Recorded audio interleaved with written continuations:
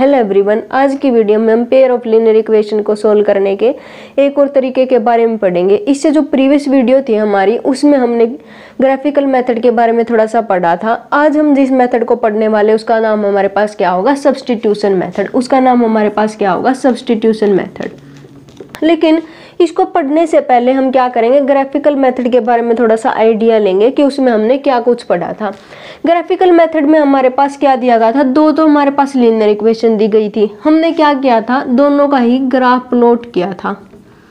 और graph plot करने के बाद हमने देखा था कि उनका ग्राफ हमेशा कैसा आया था, स्ट्रेट लाइन आया था। अगर वो स्ट्रेट लाइन ऐसे कट करके जाती थी तो हमें क्या मिलता था, यूनिक सॉल्यूशन मिलता था। और वो एक भी पॉइंट पे कट नहीं करती थी तो उस केस में हमारे पास क्या बनता था, नो सॉल्यूशन का केस बनता था। और दोनों ही लाइनें एक ही लाइन के ऊपर लाई कर जाती थी तो उस केस में हमारे पास क्या बनता था, इनफाइनाइट सॉल्यूशन का केस बनता था। और सब्स्टिट्यूशन मेथड में हम क्या करेंगे, इसको हम एक एग्जाम्पल की हेल्प से समझने की कोशिश करेंगे कि सब्स्टिट्यूशन मेथड होता क्या है। सब मान लेती हूँ कि एग्जाम्पल मेरे पास ये दिया गया है, 7x minus 5y is equal to 2। और एक और हमारे पास इक्वेशन दी गई है, x plus 2y is equal to 3।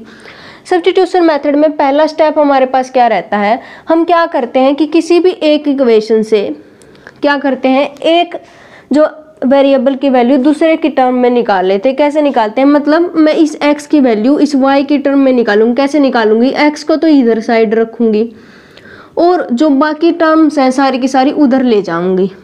3 अगर ये 2y हमारे पास कैसा है, पॉजिटिव है, तो उधर जाकर क्या हो जाएगा, हमारे पास नेगेटिव हो जाएगा। तो x की वैल्यू हमारे पास क्या मिल जाती है, 3 माइनस 2y। किसकी टर्म में, y की टर्म में। और x की वैल्यू जब y की टर्म में मिल गई तो मैं क्या करूंगी, इस इक्वेशन में उठा के पुट कर दूंगी x की जगह। तो हमें क्या मिलेगा, 7, x की जगह क्या पुट करना है, 3 minus 2y minus 5y is equal to 2। अब इसको कैसे सोल्व करेंगे आगे, 7 3 जा 21 minus 14y minus 5y is equal to 2।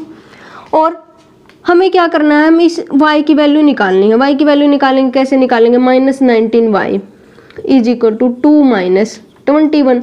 तो यहाँ से हमारे पास क्या आएगी, minus 19y is equal to minus 19। यहाँ से जो y की वैल्यू निकल के आएगी वो क्या आएगी, 1 आएगी।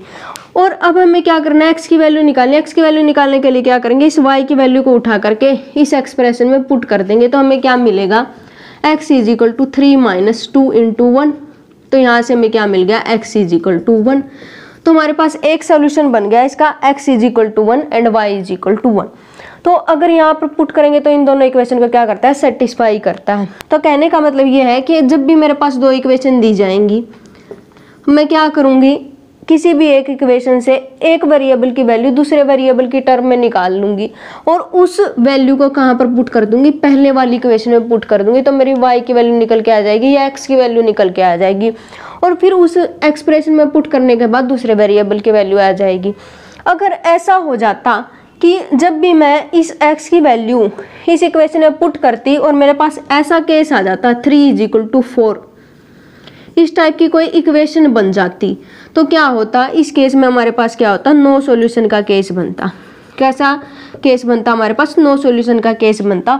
और हो सकता है अगर मैं ये x की वैल्यू इस इक्वेशन में पुट करती तो मेरे पास ऐसी इक्वेशन आ जाती, 2 is equal to 2, 1 is equal to 1, इस तरीके की जो सेटिस्फाई हो रही है। तो इस केस में हमारे पास क्या बनता, इनफाइनाइट सॉल्यूशन का केस बनता।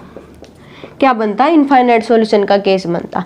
और इस केस में हमारे पास क्या बना है, अगर एक पर्टिकुलर वैल्यू आ जाती है x की भी और y की भी, तो उस केस में हमारे पास क्या बनता है, यूनिक सॉल्यूशन का केस बनता है। तो यही थी हमारे पास सब्स्टिट्यूशन मेथड की छोटी सी वीडियो। इसे नेक्स्ट वीडियो में हम एलिमिनेशन मेथड के बारे में थोड़ा सा समझेंगे। तब तक के लिए stay connected, have a nice day, thank you.